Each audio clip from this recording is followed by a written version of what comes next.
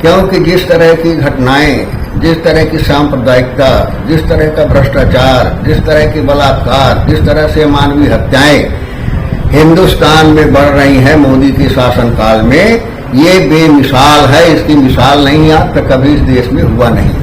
वो कह रहे हैं कि अगर तीसरी बार हमको प्रधानमंत्री बना दो समस्या खत्म हो जाएगी। उनका कहना सही है।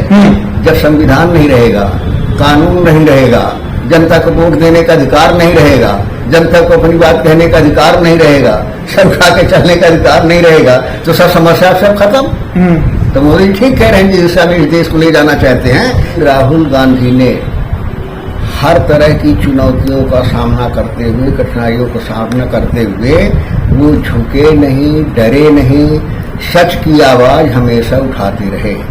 और सच की आवाज व्यक्ति आवाज नहीं थी, वो सच की आवाज थी इस देश के किसान की, इस देश के नौजवान की, इस देश के बेरोजगार की, इस देश के माताओं की, इस देश की बहनों की, इस देश के राष्ट्र की अस्मिता की। ये आवाज उठा रहे थे।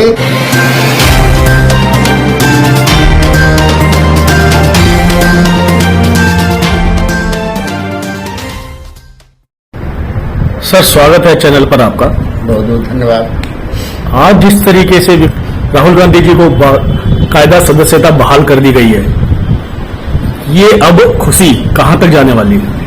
ये खुशी राहुल गांधी की सदस्यता बहाल करने भर से संबंधित नहीं है जी। ये खुशी इस वजह से है, और कांग्रेस कार्यकर्ताओं में ही नहीं, देश में ही नहीं, सारी दुनिया में खुशी है। और सारी दुनिया में खुशी इसलिए है कि राहुल गांधी ने हर तरह की चुनौतियों का सामना करते हुए, कठिनाइयों का सामना करते हुए वो झुके नहीं, डरे नहीं, सच की आवाज हमेशा उठाते रहे। और सच की आवाज व्यक्ति आवाज नहीं थी, वो सच की आवाज थी इस देश के किसान की, इस देश के नौजवान की, इस देश के बेरोजगार की, इस देश के माताओं की, इस देश की बहनों की, इस देश के राष्ट्र की अस्मिता की। ये आवाज उठा रहे थे। इस वजह से मोदी जी घबरा करके और ये बड़े सुनियोजित तरीके से ऐसा माना कि अगर इनकी सदस्यता खत्म हो जाएगी तो राहुल गांधी का सत्य का विचार खत्म हो जाएगा, इनका अभियान खत्म हो जाएगा। इस वजह से ऐसा निर्णय किया गया। लोगों को कहना है, लेकिन आप जानिए कि सच कभी मरता नहीं है। सच ओझल हो सकता है, कमजोर हो सकता है, लेकिन सत्य हमेशा सत्य का बीज रहता है, सत्य कभी मरता नहीं है। तो राहुल गांधी के साथ में था। और लोगों का कहना यह है कि इसमें भी जो है मोदी जी की मेहरबानी है जो कि उन्हें बहाल किया गया है। ये तो अंधभक्त लोग जो है ये कुछ भी कह सकते हैं। भारतीय जनता पार्टी, इनके मुखिया जो है किसी हद तक गिर सकते हैं अपने कुर्सी के लिए, अपने स्वार्थ के लिए, ये कुछ भी कह सकते हैं। इनके कहने में कोई दम नहीं है, क्योंकि जिस देश की जनता के साथ जो उन्होंने बात कही थी, वायदे किए थे, उनका क्या हुआ? चाहे रोजगार की बात रही हो, चाहे अच्छे दिनों की बात रही हो, चाहे किसानों की फसल का दाम दोगुना करने की बात रही हो, चाहे काला धन लाने की बात रही हो, तो जितने भी वायदे इन्होंने किया उसमें कोई दम नहीं निकला, केवल बात कर रह गई। तो इनकी बात का कोई भरोसा नहीं है कि क्या कहते हैं क्या नहीं करते। इनके आंध लोग जरूर जो है उन्हीं की बात को गाते हैं। लगातार हर जगह जिस तरीके से सरकार चाहे जहां जहाँ भी जिस राज्य में है वहां विकास की ओर आगे बढ़ता हुआ दिखाई दे रहा है, ये कहना है लोगों का। और 9 साल बेमिसाल का नारा भी हाल ही में दिया गया है, आपने देखा होगा, उसका जश्न भी मनाया गया। तो आप कैसे कह सकते हैं उनकी मेहरबानी नहीं हुई? देखिए, जहां तक बेमिसाल का सवाल, उनकी बात सही है, क्योंकि जिस तरह की घटनाएं, जिस तरह की सांप्रदायिकता, जिस तरह का भ्रष्टाचार, जिस तरह की बलात्कार, जिस तरह से मानवीय हत्याएं हिंदुस्तान में बढ़ रही हैं मोदी के शासनकाल में, ये बेमिसाल है। इसकी मिसाल नहीं आज तक कभी इस देश में हुआ नहीं। इस मामले में मिसाल है। प्रगति का है का विकास रहेगा। विकास के परिभाषा में क्या आता है? देश बेचना आता है क्या?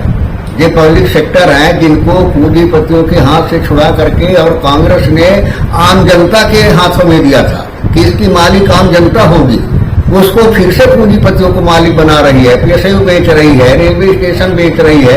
तो ये विकास है? अगर यही विकास है तो भारत का, देश का भविष्य क्या होगा, ये सोचने की जरूरत है।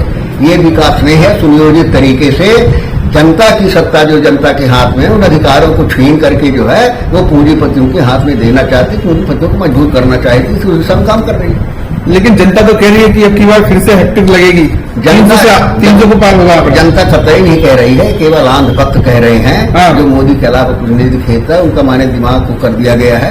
अब बाकी जनता जो है समझने लगी है कि मोदी जी ने क्या किया था, क्या वादा किया था, क्या किया है, और आगे क्या करने वाले हैं, इस चीज को भी अब जनता समझ तो गई। मोदी जी भी तो कह रहे हैं 30 बार प्रधानमंत्री बना दो, सारी समस्याओं का समाधान हो जाएगा। नहीं, बिल्कुल सही कह रहे हैं।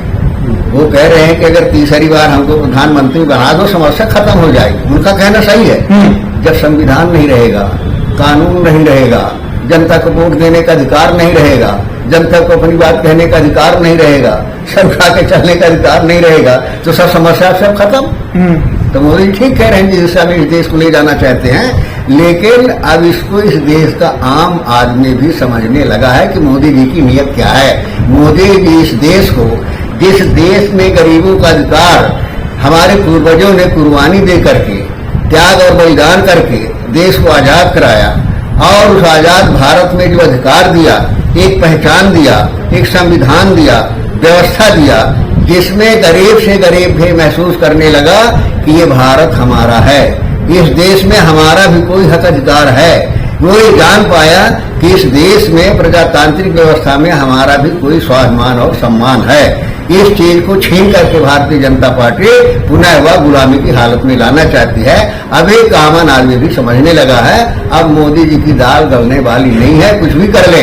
24 में मोदी जी को तानाशाह को जाना होगा, और जनता की विजय होगी, सत्य की विजय होगी, प्रजातंत्र की विजय होगी। प्रजा जो है क्या गुलामी कबूल कर पाएगी? प्रजा जो है, प्रजा होता है न, गोदी मीडिया चाहे जो कुछ कह ले, लेकिन ये वही प्रजा है जिसको लोग कहते हैं क्या जाने में क्या है, गरीब है, भूखे हैं, नंगे हैं। लेकिन ये साबित कर दिया टंटैया भील, बिरसा मुंडा जैसे वनवासियों ने कि लंगोटी लगाते हैं, खाना नहीं है, लेकिन हम स्वाभिमान और सम्मान के लिए कुर्बानी देना जानते हैं, जिसके कारण ये देश आजाद हुआ। और उसी आजाद है कहे अंग्रेज चले जाके देश को कौन चलाएगा। लेकिन हमारे यहाँ के लोगों ने, नेताओं ने, हमारे यहाँ की जनता ने साबित कर दिया कि तुमसे भी ज्यादा हम बेटर तरीके से देश चला सकते हैं। तो सर क्या लगेगा 2024 में, क्या लग रहा है किस प्रकार से अमित शाह जी का बयान भी आता है, उस दूसरी ओर जनता भी कह रही है कि हैट्रिक लगेगी, वो देखो क्या रहेगा नजरिया। उन्होंने इतना काम ऐसा कर लिया है कि अब उनके खुद समझ में नहीं आ रहा है कि हमें क्या करना है, चाहे वो कंफ्यूज है। सारा नेतृत्व भारतीय जनता पार्टी का कंफ्यूज है, और इस कंफ्यूजन में जो है अब जनता समझने लगी है, और 2024 के चुनाव में जो है दूध का दूध, पानी का पानी हो जाएगा। तानाशाह का स्थान कहाँ है और जनतंत्र का स्थान कहाँ, ये साबित हो जाएगा। 38 दल है मोदी जी के साथ, उन्हें कार्य कंफ्यूजन और समस्या का समाधान, कंफ्यूजन इसलिए हो कि जब ज्यादा हुसैन जब आदमी तानाशाह हो जाता है तो उसको ऐसा लगने लगता है कि जो हम कह रहे हैं वही कानून है, जो हम कह रहे हैं वही संविधान है, जो हम कह रहे हैं वही सच है, जो हम कह रहे हैं वही जनता मानती है।